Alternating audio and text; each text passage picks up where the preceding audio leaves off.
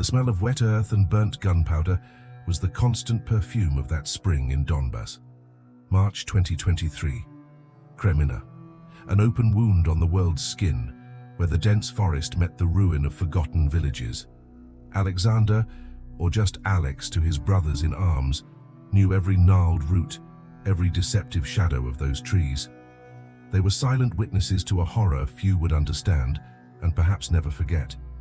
That night, the humidity clung to his skin like a cold shroud, and the fog crept between the trunks, transforming the forest into a labyrinth of specters.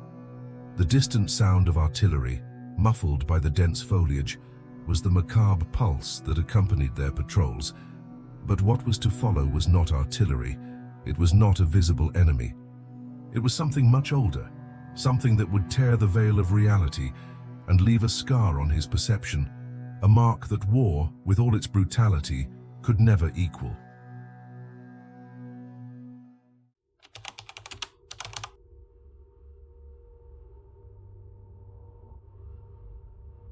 Spring 2023 in eastern Ukraine was a period of intensified combat. Ukrainian forces and Russian troops fought an incessant battle for every piece of land in the Luhansk oblast. The city of Kreminna, once a center of life and commerce, had become a strategic point of confrontation, its forests and fields transformed into trenches and minefields. Every day the siege tightened, and the front lines swayed in a deadly ballet of advances and retreats. No life was untouched, no landscape unaltered. It was in this scenario of exhaustion and constant danger that the 80th Air Assault Brigade operated, conducting night patrols, mapping enemy movements, and maintaining vigilance amidst the chaos. Alexander Petrov was a soldier in this brigade, an experienced rifleman who, like so many, had been forged by the fire and mud of the conflict. His days were a succession of alerts, marches, and vigils, every nerve tense, every sense sharpened to the maximum. He was part of a small reconnaissance team, a quartet forged in mutual trust, and the silent understanding that only develops under the extreme stress of combat. Sergeant Viktor Malenko, the group leader, was a figure of calm authority and unquestionable experience. His eyes expressed the fatigue of someone who had seen too much, but his determination was unwavering.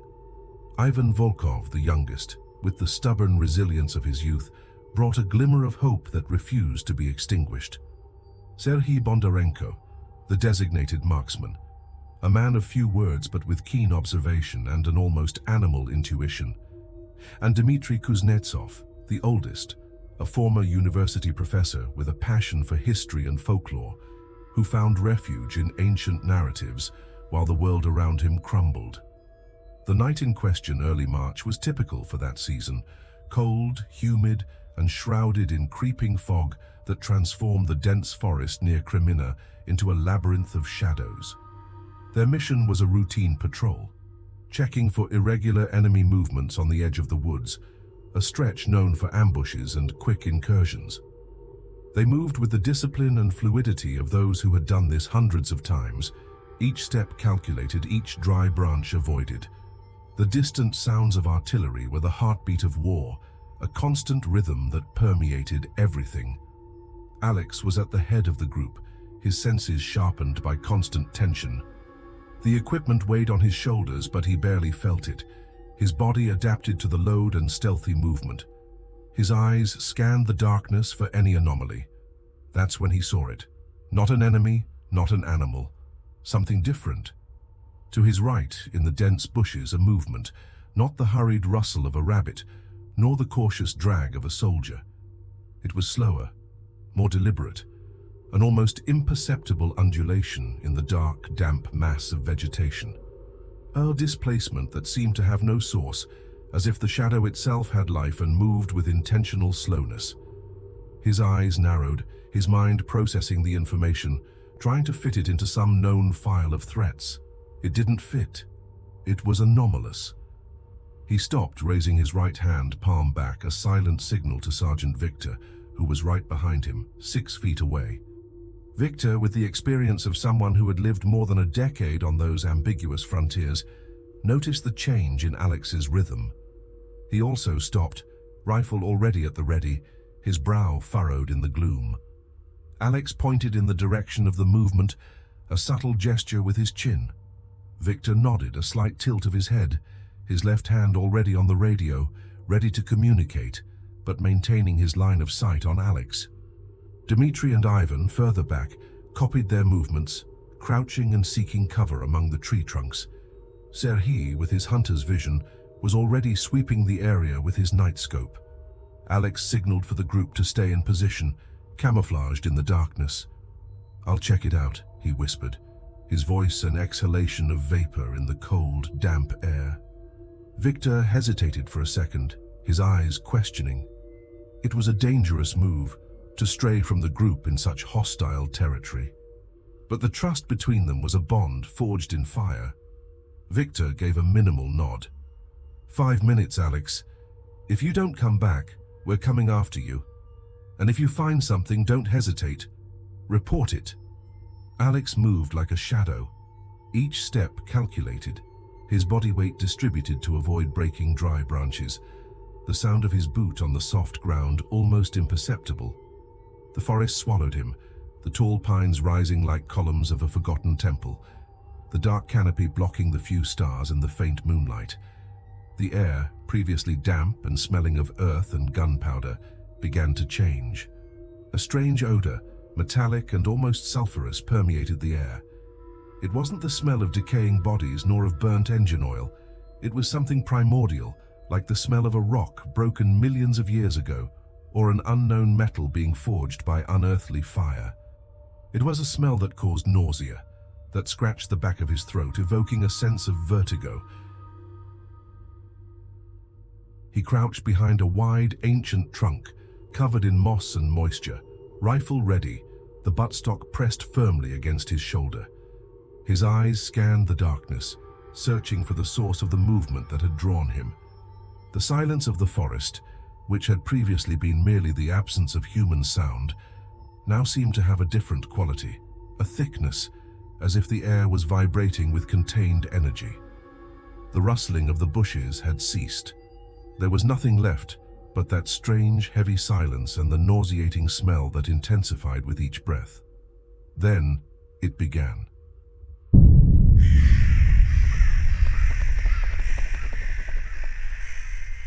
It wasn't a sound that pierced the air, like the dry crack of a gunshot or the deafening roar of an explosion. It was a sound that tore the very fabric of reality, like an old gigantic linen being ripped apart by an invisible force, a deep, prolonged tear that seemed to come from all directions and none at the same time. It was a sound that had no echo, that absorbed silence instead of breaking it, that seemed to create a vacuum in its wake. It was not a sound that could be attributed to anything earthly.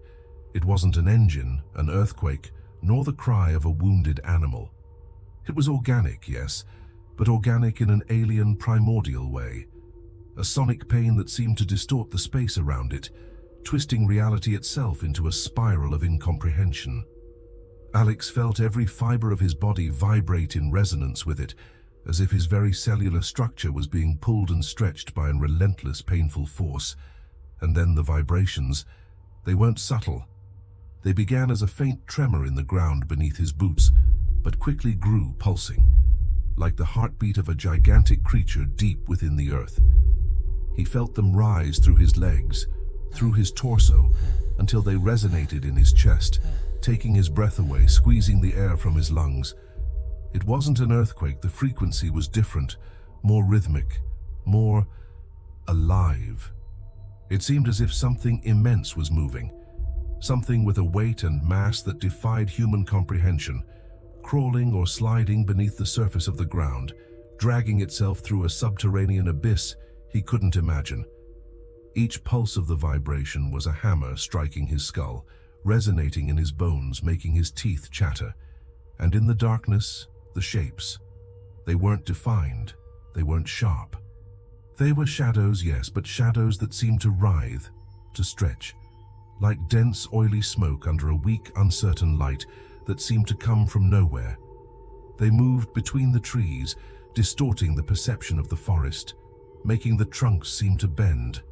The foliage danced an impossible dance, as if the very structure of reality was folding under the weight of an invisible presence.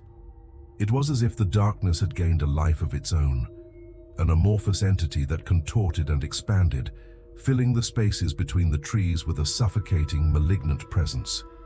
His eyes tried to focus, tried to make sense, but the shapes refused to obey visual logic, shifting and reforming with every blink, mocking his ability to perceive. The whispers. They came with the shapes, muffled, multiple, like hundreds of voices, speaking at once in a language not of this world. They weren't discernible words, but a cacophony of murmurs, laments, and something that sounded like laughter. A dry, joyless laughter that chilled the soul and drained hope. The sound didn't come from the air, but seemed to sprout directly from his mind, invading his most intimate thoughts, planting seeds of despair and confusion, echoing the anxieties and fears that war had already sown. It was a total sensory invasion, a symphony of horror that paralyzed Aleks, trapping him in his hiding place, his muscles petrified, unable to respond to the commands of his brain. The overwhelming presence. It grew with each beat of the distorted sound, each pulse of the vibration. It was an invisible pressure, a weight on his chest that made breathing difficult, that made the air feel dense and heavy in his lungs, as if he were breathing through a filter of mud. He tried to move, tried to raise his rifle, tried to scream, but his muscles refused to obey, trapped in a primal terror he had never experienced before, not even under the heaviest artillery fire. His tongue felt swollen, his throat closed, suffocating any sound, trapping him in a forced silence. And then he saw it, or thought he saw it. A figure, made of living darkness, pulsing, faceless, shapeless. It materialized from the constantly shifting shadows, a silhouette denser than the night itself, absorbing the faint ambient light, leaving a luminous vacuum in its wake. It had no defined contours. It seemed to flow and writhe as if made of solidified smoke, but with a density and malleability that defied physics, redefining what was possible. There were no eyes, nose, mouth, no human or animal features, but Aleks felt he was being watched, analyzed, penetrated by a cold, ancient alien intelligence that saw not just his body, but his soul, his deepest fears, his most intimate memories. The figure did not move towards him. It simply hovered there, 10 meters away, a patch of absolute blackness in the heart of the darkness, pulsing with a malevolent energy that radiated directly into his soul, freezing it to the core. The air around it seemed dense, heavy, as if the very atmosphere struggled to contain its presence, gravity distorting in its proximity, causing space to bend. The sulfurous smell intensified to the point of being unbearable, almost burning his nostrils and the back of his throat, making him choke without being able to cough.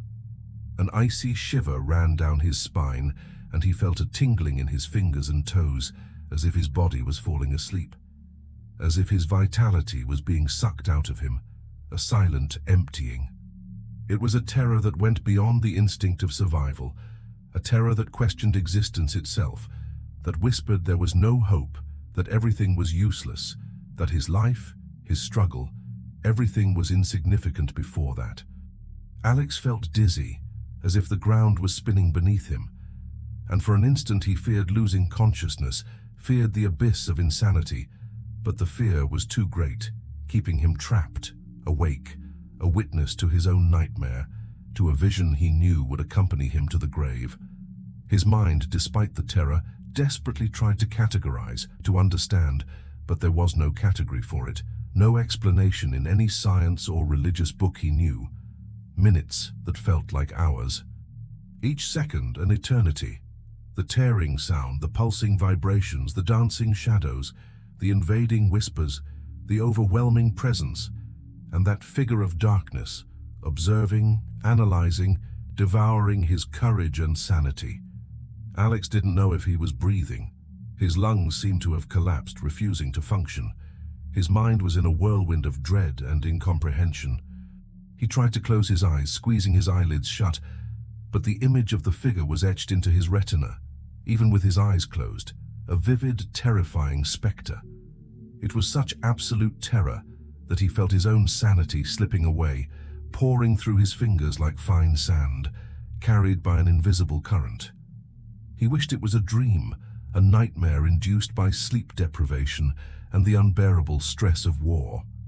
But the smell, the vibrations, the cold dampness of the forest, the rough texture of the tree bark under his fingers, everything was too real, too palpable.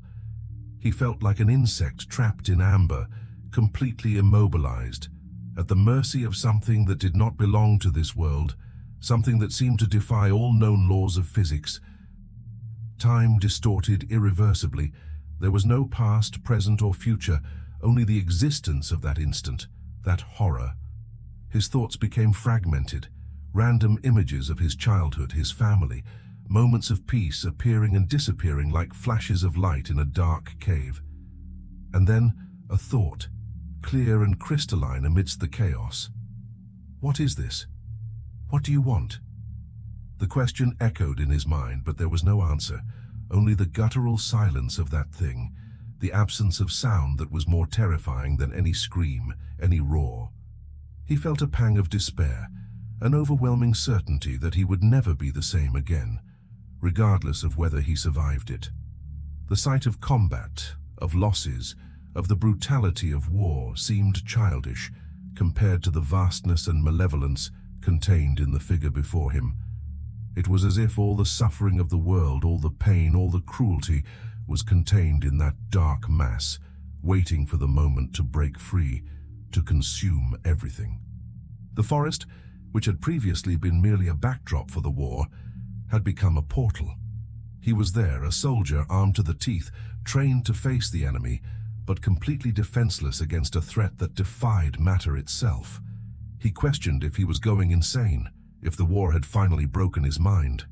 But the fear was so vivid, so real, so palpable in every fiber of his being, that he knew it wasn't a hallucination. It was there, and he was there to witness. He felt a burning in his eyes but couldn't blink. Tears, if they existed, would evaporate in the dense, heavy air around him. He simply existed, a terrified observer in his own nightmare, a spectator forced into a cosmic horror play. Then, as abruptly as it began, everything ceased. The tearing sound vanished, as if reality had sewn itself back together. The vibrations in the ground calmed, the pulses diminishing to stillness. The dark, distorted shapes that danced between the trees simply dissolved, like smoke carried by the wind, leaving no trace, no proof of their existence. The muffled whispers and the cacophony of voices faded, leaving behind only the silence of the night, a silence that now seemed even deeper and more sinister.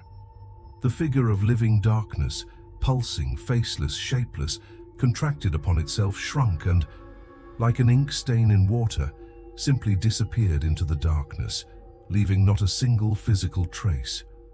The heavy air dissipated, and the sulphurous smell diminished, replaced once again by the familiar aroma of wet earth and gunpowder, mingled with the scent of pine and moss, an unbearable relief.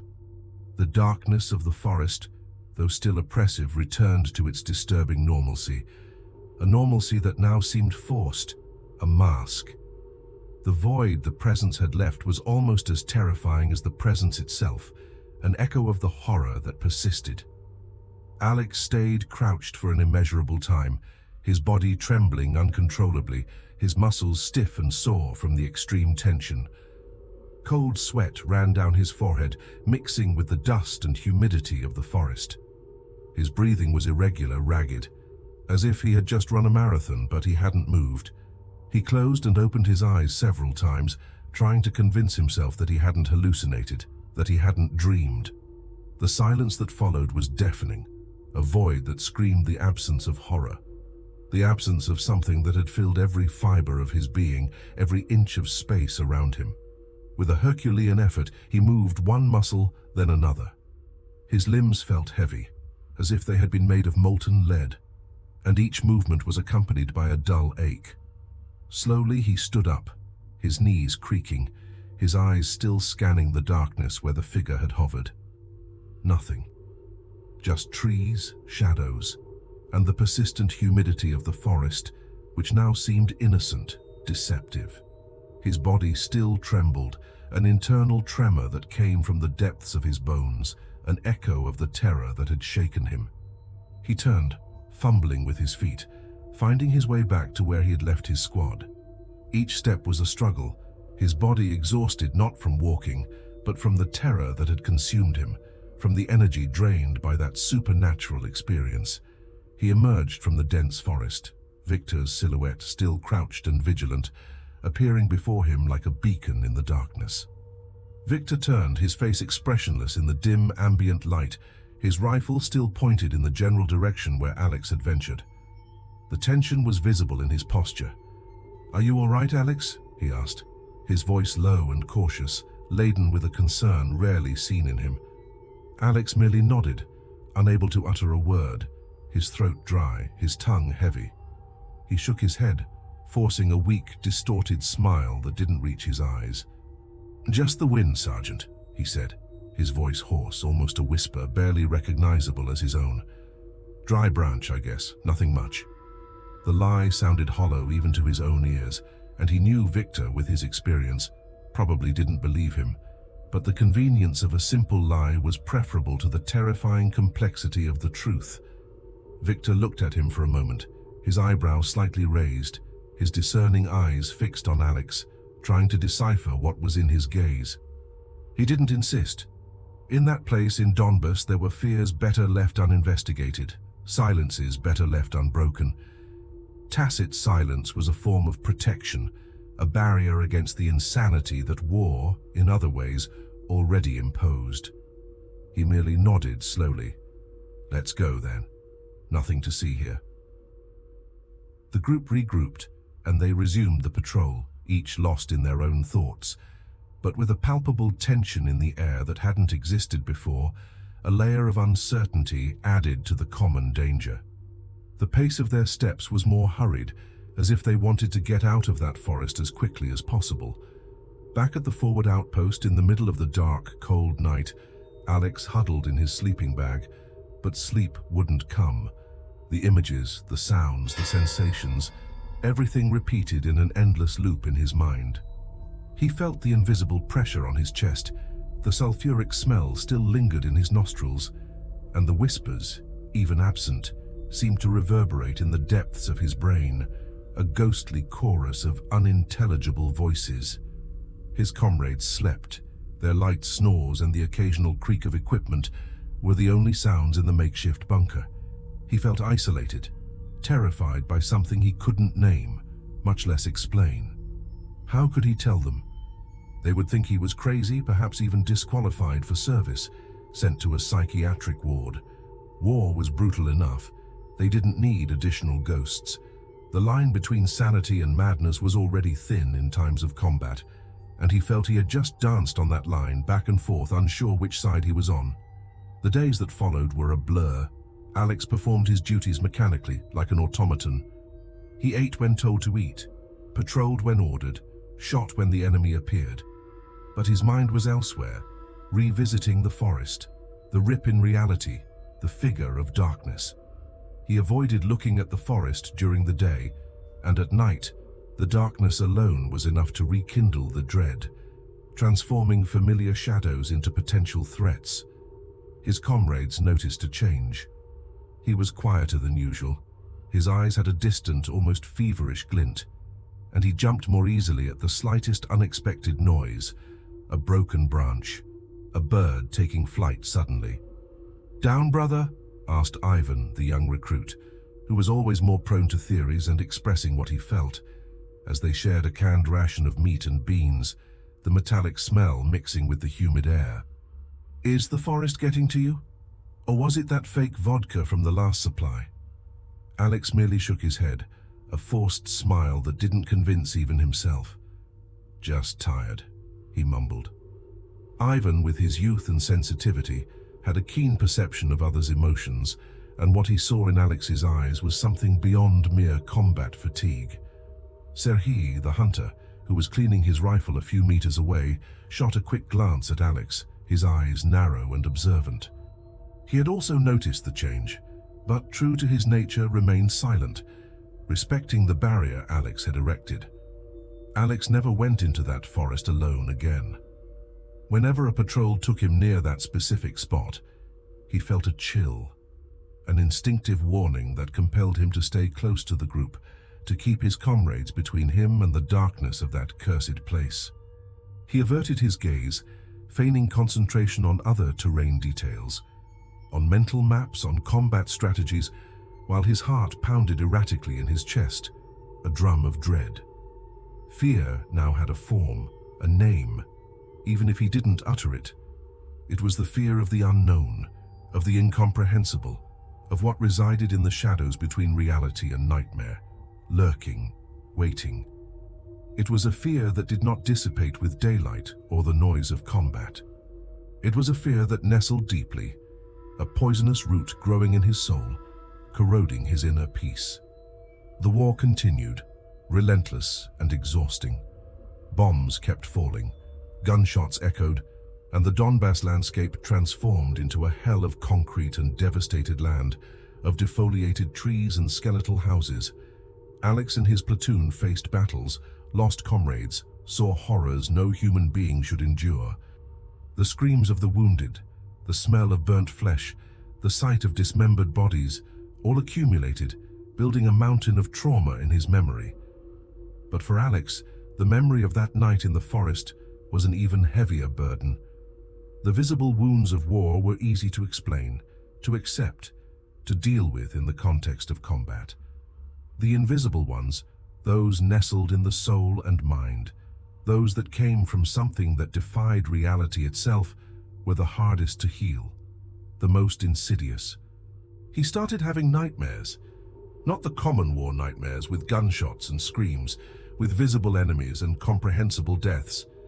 They were nightmares of silence, of pulsing darkness, of wordless whispers, and that faceless figure, floating, observing, absorbing light. He would wake up sweating, his body trembling, his heart racing, his throat tight, with the feeling that he hadn't fully escaped, that something was still connected to him. Sometimes he would smell sulfur, even if he was miles from the forest in a safe environment. It was a constant reminder that what he had witnessed was not an isolated hallucination, but something that had left an indelible mark on his psyche, a stain on his perception of reality that he couldn't erase. After returning from a new patrol, Aleks felt a growing urgency to report in detail what he had seen that day that terrified him. The image of the figure and the sensations from that night in the Kreminna forest were becoming clearer in his mind, and the need to share, to validate his experience, became an unbearable burden. Later, when his shift changed and he went to rest in his cot, under the thin blanket, the forest pulsed in his mind and the figure of darkness danced behind his closed eyelids. He knew what he had seen wasn't the result of fatigue or combat stress. It was something fundamentally different, something that defied the logic of war and existence itself. The need to report was imperative, but the fear of how his experience would be received was equally overwhelming. The next morning, during the patrol debriefing, Aleks tried hard to keep his composure. Victor's and the other officers' questions were direct, focused on enemy movements, terrain conditions, tactical anomalies. He described the movement in the woods, his separation to investigate, the absence of any visible enemy contact. But when he got to the point of what really happened, Alex's voice faltered. He hesitated, searching for the right words to describe the indescribable. There was something else, he began, his voice low, almost a whisper. The officers looked at him curious. A sound like a rip in reality, and vibrations on the ground, and shapes, shadows, and a presence. He described the figure, the living darkness, the paralysis, the sulphurous smell. As he spoke, the initial skepticism on the officers' faces was replaced by a mix of concern and disbelief. Major Alexei Krylov, a hardened veteran with a scar on his face, listened with a furrowed brow. At the end of Alex's account, a heavy silence fell over the debriefing room, which had previously echoed with military voices. No one knew what to say. Victor, who had witnessed Alex's state upon returning from the forest, looked at him with a mix of concern and silent recognition. He knew Aleks wasn't one to make up stories. Major Krylov broke the silence. "Alexander," he said, his voice calm, almost paternal, but with unquestionable authority. "Combat stress is immense. The hardships, the constant fear, all of it can lead us to unusual perceptual experiences, hallucinations, sensory distortions. It's normal, especially in high-tension areas like this forest." Aleks felt a wave of frustration. "It wasn't a hallucination, Major. It was real. The smell, the vibrations. I felt it. I saw it." Another officer, a military medical lieutenant who was present to assess the soldier's health, intervened. "Soldier Petrov, we understand your experience was vivid. But from a medical perspective, in a combat environment, these reactions are known. The brain, under extreme pressure, can interpret stimuli in a distorted way or even create stimuli to cope with perceived threats." He spoke in a reassuring tone, but the words were a clear attempt to pathologize Alex's account, to fit it into a medical category to discredit him. Major Krylov continued, his voice a little firmer. "Soldier, your bravery and service are unquestionable, but we need to maintain the integrity of our unit and operational clarity. A report like this, without material proof, can undermine troop morale, cause unnecessary panic. We can't have our men fearing ghosts in the forest when we have a very real, tangible enemy to face." Aleks underwent a more in-depth psychological evaluation in the following days. Military psychologists, trained to identify and treat post-traumatic stress disorder, PTSD, and combat fatigue, tried to frame his experience in terms of acute psychological trauma and stress-reactive psychosis. They asked questions about his childhood, his family, his personal relationships, trying to find a trigger, a pre-existing weakness. Aleks answered truthfully, but knew they weren't looking for the truth of his experience, but a convenient explanation. He maintained his stance. What he saw and felt was real, and it wasn't a product of his fragile mind. The command, following standard military logic, acted to contain the report.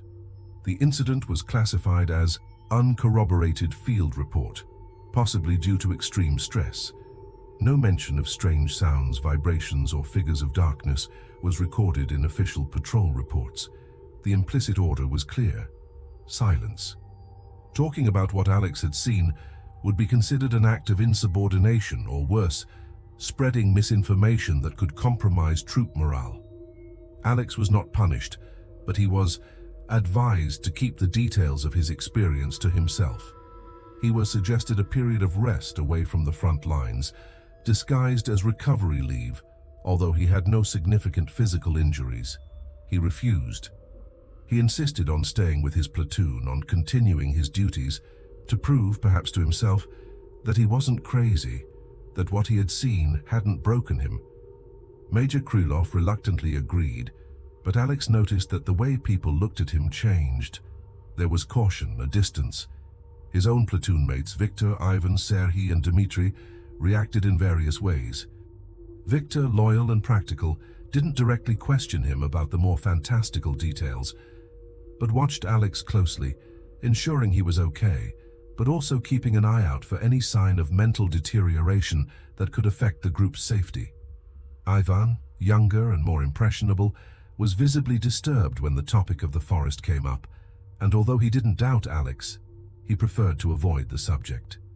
Serhiy, with his more intuitive nature, seemed to accept that there was something in the forest, something beyond what they could see, but he didn't delve into discussions. Dmitry, the former professor, was the one who approached Aleks the most, though in a veiled way. He began researching local stories and folklore about the Kreminna region, looking for parallels. He found ancient Slavic legends about forest entities, about places where the veil between worlds was thin. He shared these stories with Aleks during rest periods, not as proof but as a form of veiled acknowledgement. Dmitry never said, "I believe you," but his actions said, "I understand that something profound happened." They exchanged glances, a silent recognition of a truth that couldn't be spoken aloud in a military setting. The forest itself, after the incident, became a place of almost universal aversion for the platoon.